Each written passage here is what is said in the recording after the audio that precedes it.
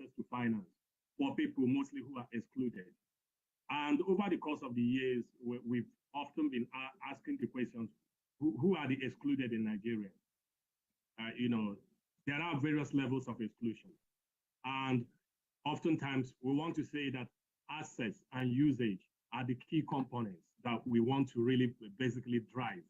It is one thing getting access to a financial product and service. It's one thing getting an account, but it's another thing really using it. So there are multiple aspects, diversified aspects to really helping people get access to finance. And so if we onboard you into the financial system and you have a basic account, you could have a wallet, or you could have even the full functional account.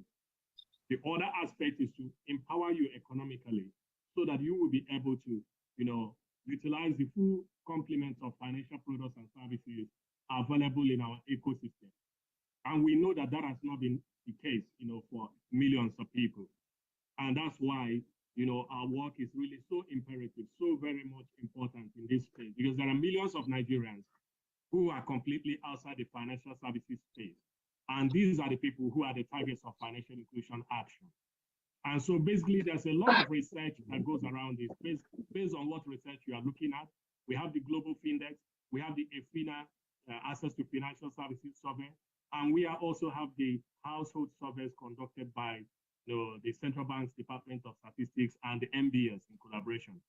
And so depending on what research you are looking at, the figures might always be different, but there is one thing that is common, and that is that millions of people are outside financial services. One research may agree that there are only 20 million people out. The other research may say different, but the core fundamental, the underlying factor is that these human beings who are outside the financial system, they are human, just like us. And they require our support, they require our enablement to onboard into the financial services system. It could be just having, an account with which they could get remittances. It could be an account for their small business. It could also be an account, for any purpose at all. But there's no denying the fact that access to finance, access to financial products and services is becoming a fundamental human right. It's assuming that dimension of a fundamental human right for people all across the world. And governments are beginning to take this very seriously in terms of really rolling out both infrastructure, both account services, and multiple other dimensions. And even fintech companies have entered the fray. They've joined the fray. And what is it about? It's really about making access, access points ubiquitous across the country. Some of us might have heard about SANEF. In 2018, we had under, 300,000 access points. In 2018, we had around about, not up to 50,000 access points across the country. But we committed through SANEF to roll out access points, POS points, agents across the country to 500,000.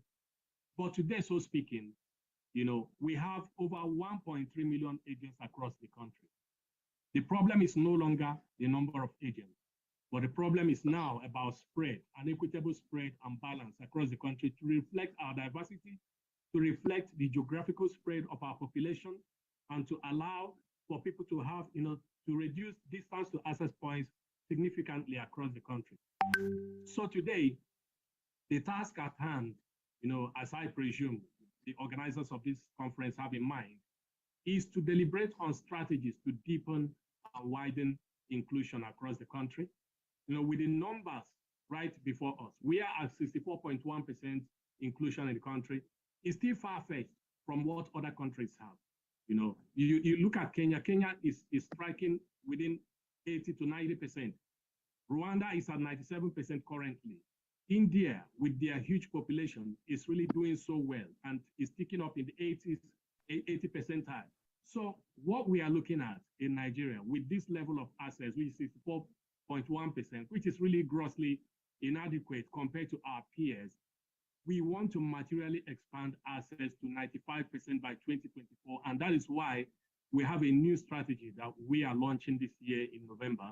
And that's to help us, drive that. So today, there's a clarion call for everyone. there's a lot of hard facts before us. Like I mentioned about priority demographics, there's a gender gap of 8% across the country. And there's also the youths who are disproportionately excluded, and they are the future of this country. And over 50% of these youths, are excluded in one form or the other, especially people from between 25 and 35. 35 years old downwards, about 55% of them are excluded, and majority of these guys just need a basic account, basic working infrastructure for them to transact, for them to do business. And so that's why today, I am calling on us to join hands together. One of the problems we see is the fragmentation in the space, fragmentation in our ecosystem, people not joining hands together to really work together. So because of this fragmentation, we work at cross purposes and we're not able to pool resources. There's no coordination, there's no facilitation of, collective action, as opposed to what we have in other countries, other jurisdictions. People work together. So that's why we have the steering committee on financial inclusion and the technical committee on financial inclusion to bring parties together to really dialogue, to look at things that we can do in common, to look at the hotspots of exclusion and try to close those gaps. So in closing today, the clarion call is to let's coordinate together, let's work in locksteps, let's work in sync, let's explore synergies, let's explore complementarities, let's explore our commonalities that bind us together as a nation, and understand that this is a national assignment. It is not something personal to us, but it is something we need to do for our country. So thank you very much for inviting us to this event. And on behalf of our unit here, Financial Inclusion Delivery Unit, and by extension, the Central Bank of Nigeria, I wish us well in this conference. And over the course of the week, a lot of dimensions, a lot of insights will come out. And I urge us to really explore them and put them into action, operationalize them, because these are the things that will help us really close the gaps that we're having in the country.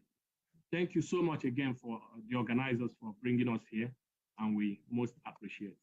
God bless. Thank you so much. We appreciate Dr. I think one of the highlights I picked from his statement is we're still 64.1% at inclusion in Nigeria, and a lot of countries have hit the 80 mark.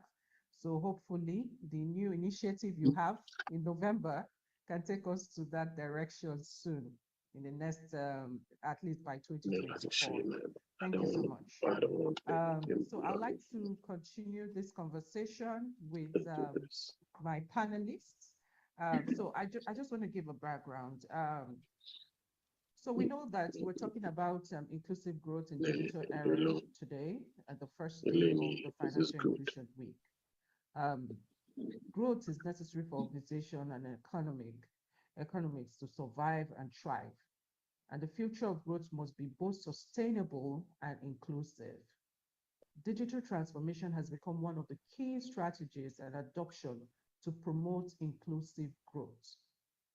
The fourth industrial revolution, a digital-driven revolution, has brought with it many opportunities, but the growth is far from reach for many. As the world faces up to a new era of digital-enabled growth, it is entering uncharted territories, and the danger is that the benefits will flow to the few at the expense of many. Today, we explore the opportunities and how inclusive growth can be achieved in a digital world. So let's start today by introducing our panelists. I'd like to start with the ladies in the house. I hope everyone would understand. So I'd like to introduce Motunrayo Ade Famoti, Motunrayo, Money Steward CEO. She leads a team of wealth management executives with expertise in diverse foreign investment portfolios. Money Stewards is a leading foreign investment advisory firm, has a growing portfolio of paper assets and several real estate projects in the USA. She has varied financial service experience with preferences for trading in Europe and North American markets. She has traveled and worked extensively in Europe, America, and Africa with a 20 years extensive experience. She's a speaker, an author, coach, and mentor. She's extremely passionate. Moturayo, thank you for joining us today. Thank you so much. It's a pleasure to be here in front of all you fine people. Thank you. We appreciate it. So I'd like to go on to the second panelist. Folashade Ajebujule is a product, programs, and policy expert with over 15 years of experience in pharmaceutical, banking, and development sectors. She currently works as a financial sector development specialist and supports development clients, donors, development partners, NGOs, social enterprises, and consulting firms with their portfolio of work in Africa across several thematic areas of inclusive finance. Her work focuses on electronic payments and digital financial service programs across the pillars of advocacy, research, and innovation. Thank you, Folashade, for joining us today. Thanks for having me. Good day. Good morning, everyone. Good morning. Sorry. Mr. Babatunde Olofin is the VP Card and Payroll at Timap Limited, Nigeria. He has 18 years of experience helping top financial institutions grow businesses through innovation and appropriate technologies. Mr. Babatunde's expertise is in driving business strategies and growth with technology, and is responsible for cards and payroll businesses growth at Timap Limited. I'd like to thank Mr. Babatunde for joining us today. Thank you very much, and thank you for setting up this forum. Yes, thank you. Mr. Collins Kanoba is the current Chief Operations Officer at Leshogo MFB in Nigeria, and as just to mention a few past experience, he was the MD CEO of Crossover MFB head, MFB. He was the head network and product as Lafayette MFB, managing the bank business operations. He was also Deputy Chief Operating Officer with Fincar and held different capacity in Tanzania and Zambia markets. He has an MBA in finance, a bachelor's degree in economics, a certified risk manager, a certified microfinance practitioner from the School of African Microfinance, Kenya, a member of the Nigerian Institute of Management, and an associate member of the Institute of Chartered Economists of Nigeria. He also an associate member of the Chartered Institute of Loan and Risk Management of Nigeria. Thank you, Mr. Collins, for joining us today. Thank you. It's my pleasure. It's a pleasure to have you.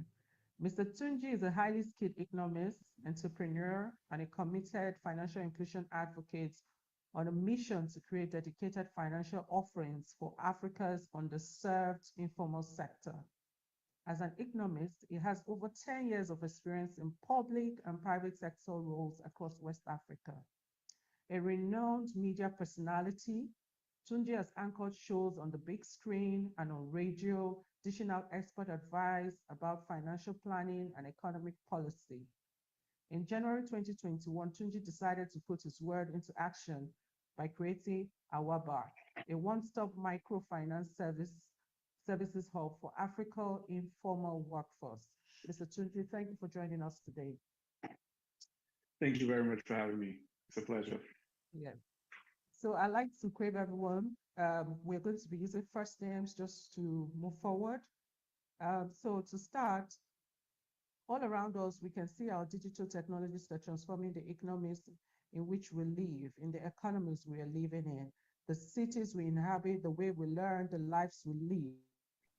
So this is going to go to all the panelists to just give us an idea, background of the digital transformation that they have noted in Africa, in Nigeria, especially. So I'd like to start with Mr. Tunji. Hi, thank you very much for having me on this panel. Just to start with, we are a digital micro pension platform. What we sell is micro pensions, not microfinance. To speak to digital transformation, I'll speak specifically to the area that concerns me in digitizing pensions. So the problem of pensions across the world is pretty much the same. It's one of digitization, digitizing access, digitizing payments, and more importantly, digitizing administration. The problem we've seen with a lot of people when it comes to pensions is that they feel very removed from their pension. So their pension is that thing that they see as a statement once every quarter or once every year or something like that. Something they never have real interaction with, aside from being removed from their salaries until they get to the point of retirement. But what digitization is doing, not only in Nigeria as of now, but we borrowed a leaf from places like Singapore, India. We've seen some of it happen in Kenya, some of it happen in Zambia, and we're bringing that innovation to Nigeria. In the UK also, we've seen some of this digitization is where informal sector workers can be able to get the full spectrum of a pension service, not only to save for retirement, but also be able to get value today, and in such a way gives them leverage to be able to do other things like get free health insurance cover, be able to take part of it and, use for a mortgage or get house to home. And I think that is what really financial inclusion should be.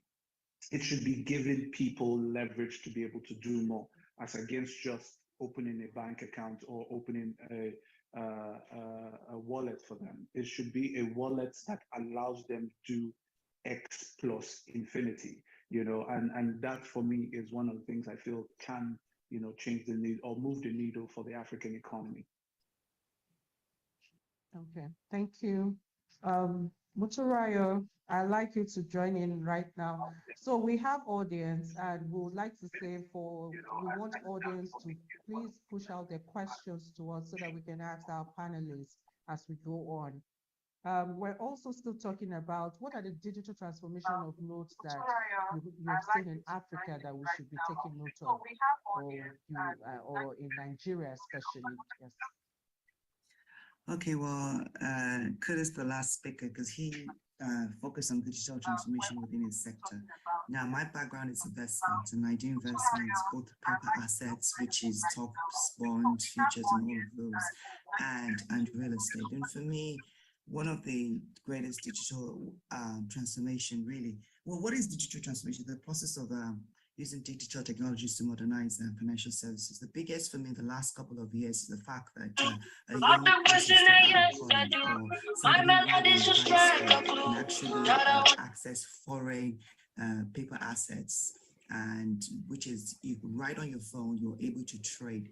A few years ago, you couldn't do this if you didn't have accounts in UK or in US. And to get those accounts, you essentially had to mostly be either a resident of that niche country or a citizen of that country. And so and access is wealth building. If you don't have access, how do you really build wealth? How are you included digitally in technology if you don't have access?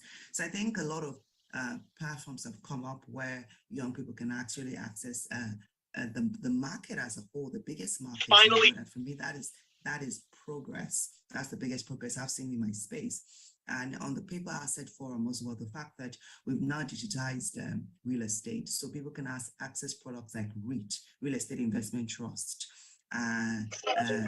mutual funds, and ETFs, exchange-traded funds that are focused on real estate. So, okay, fine, you might not be able to buy that building, but you can buy a unit of that building, right, using technology. So I would say for me, that's the biggest access, because now you have, I have a 10-year-old child, a child that started trading on all the markets at 10-year-old. And a lot of it was premised on the fact that, okay, fine, in his house, we trade all day, but also the fact that he had access to it. So I think for me, that is the biggest reason. And kudos to people that have pioneered that space, because I know it's a very rough and difficult terrain. But also you have the regulations from industry giants that have also,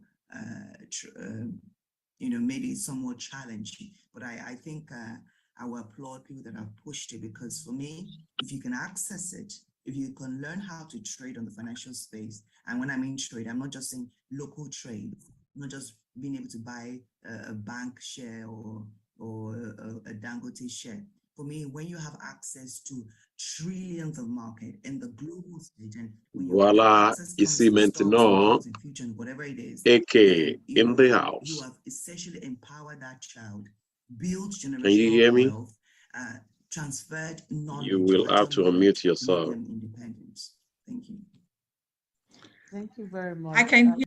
I'm liking our audience. They're already sending questions. So let me go to Mr. Collins. Yes. So the same question, what's digital trends or have you seen that is of note to you? Okay, thank you. For me, in my own industry, in terms of microfinancing today, a lot of digital activities. So what's good? Okay, I can hear you now. For some reason, I thought that I stumbled into a live session. I said, well, like what? I thought Credit. I didn't know you. I'm like, oh my God, like really? No. Individuals. No, trying to I was back- just streaming. I was just streaming the one of yesterday so that banking people will know Okay. that we're ready for services today. is So For gradually today, okay. Not a problem. Good morning, Uche. technology-driven way of offering financial services. Uche has been here even before accounts we can be we came opened up. Yes, So, no, she's my madam is always spoken. only digitally today. Do your transfer wow. She digitally. is always No problem. doesn't play with time. USSD, and these were practically not there. So before you now. are here. So And you in terms of ready? customer onboarding. Yeah, I just want to load my virtual background and so I could test it. And can actually onboard a customer, including what used to be so difficult those days in terms of ID verification, in terms of address verifications and all that, trying to know your customer. But with digitalization today, we are able to do a whole lot. Okay, Yeah. there you This are. is really Pam, unique pam, pam, pam, pam, pam, pam. because Sorry, you can't technology see. has made Hey, it wait a possible. minute. You're live. So You're these live. are just You're the showing main live. things I would like to look at: payments, savings, in terms of remittance, even insurance and pension. These have been made possible today with technology. A lot of people are being brought into the financial inclusion. So how will we do the dry run if we're on live? I'm gonna go deliver financial offline. services Okay. today. Thank you. I'm gonna go offline. Where do I do that even? Let me pause share. Stop share.